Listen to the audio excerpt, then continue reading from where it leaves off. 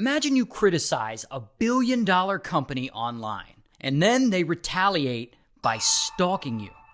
Now, this all starts with this woman, Ina. And Ina's around 60 years old, living in Massachusetts with her husband, this guy, David.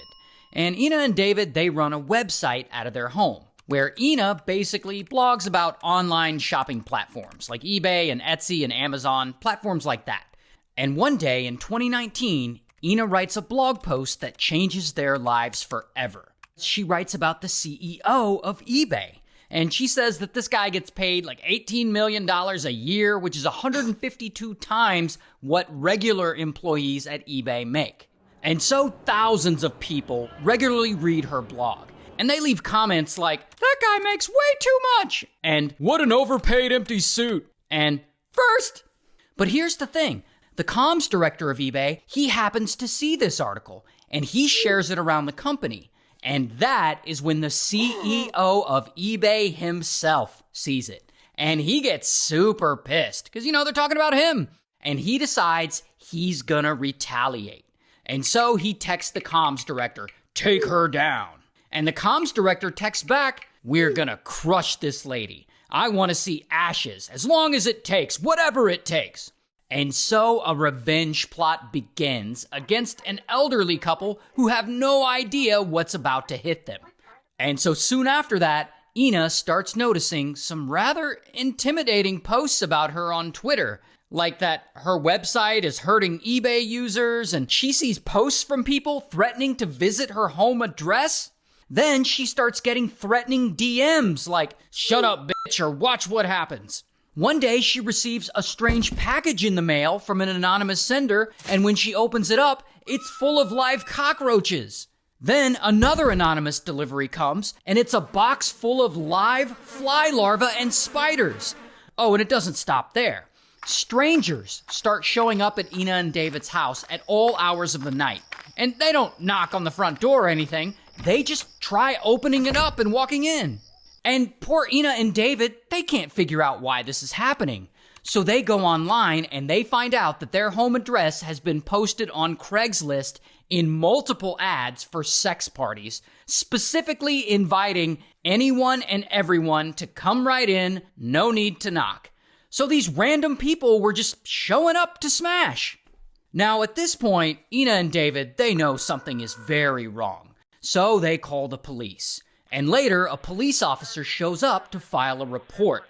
And as he's leaving their house, he sees a package on the front porch. And when Ina opens it up, she screams because she sees what looks like blood and hair and flesh. Someone had apparently sent her a pig mask, like the one worn by the killer in the Saw movie. And the police officer is there to witness this whole thing. Then Ina gets a DM from an anonymous Twitter account. It says, "Did you get my gifts, cunt? Do I have your attention now?" Then the user posts her home address publicly. And so this online harassment, it keeps going on and on. And Ina and David still have no idea who's behind all this. Regardless, Ina doesn't shut down her website or anything like that. She refuses to be silenced. She keeps posting. And in one post, she criticizes the CEO of eBay for building a very large, expensive lounge bar on eBay's campus. And she notes his wasteful spending while eBay sellers are being charged more and more fees. And the eBay comms director sees this post, and then he gets all mad, and he texts his employees, "I want her done. She is a biased troll that needs to get burned down." So then, more of eBay's security team are directed to harass Ina and David. So things just keep getting worse. At one point, David gets a package in the mail, and when he opens it, it's a book about how to survive the loss of a spouse.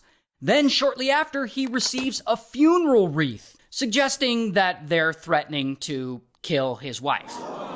Around the same time, 4 employees from eBay fly from California to Massachusetts, and they rent cars and they drive past Ina and David's house repeatedly at all hours of the day and night. In fact, every time David leaves the house, he's followed. Then, eBay employees make a plan to break into David and Ina's garage and install a GPS tracker on their car. But apparently this plan ends up failing, luckily for David and Ina. So now, David and Ina, they know they're being watched. And so Ina suggests that they start sleeping in separate rooms. That way, if someone breaks in, at least one of them can escape.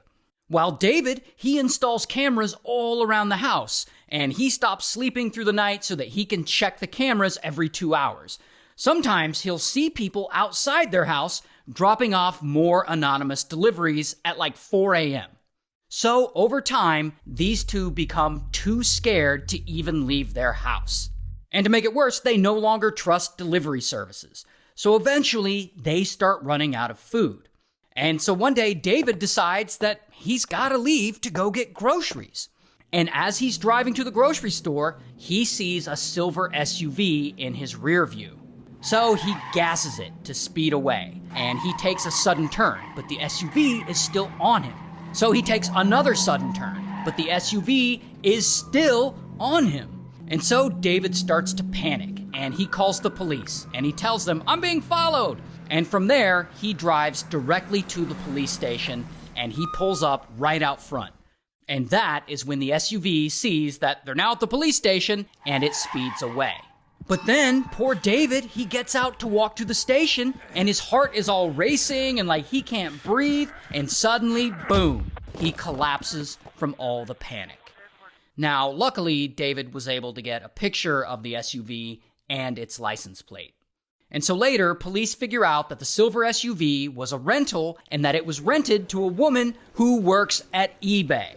And so suddenly, kaboom, it finally all makes sense. And that is when Ina and David finally realize that this was a coordinated harassment campaign run by the top execs at eBay, a billion-dollar corporation, and it's meant to torture them into silence. And this is a huge story. So police contact the FBI and they get the FBI involved, and the FBI starts investigating, and they look into everything. The Twitter accounts, the deliveries, the Craigslist ads, and they trace all of it back to 7 different employees of eBay's security team. And so, bam, all 7 of them are arrested. Now, of course, news of this gets out, and it blows the fuck up. And all 7 of the security employees plead guilty, with several of them getting years in prison. However, the same can't be said for the execs at eBay who these employees took orders from. Because, as you would expect, eBay conducted an internal investigation of themselves, and guess what? They determined that they did no wrongdoing. And the comms director who wrote, "I want to see ashes," he faced no criminal charges, and he's now currently a very well-paid CEO of the Boys and Girls Club of Silicon Valley. While the CEO of eBay, who said, "Take her down," that guy, after the stalking scandal broke, this CEO, he acknowledged no wrongdoing, and he resigned, but he left the company, and he walked away with a $57 million severance package. And of course, he faced no criminal charges, and now he's on the board of directors of General Motors. While eBay itself, the company, is criminally charged, and they pay a $3 million fine, which is like nothing to them, but all that money goes to the government, not to Ina and David. Now, eventually, Ina and David do sue eBay in civil court, and eBay settles with them out of court for an undisclosed amount. Hopefully, it was millions.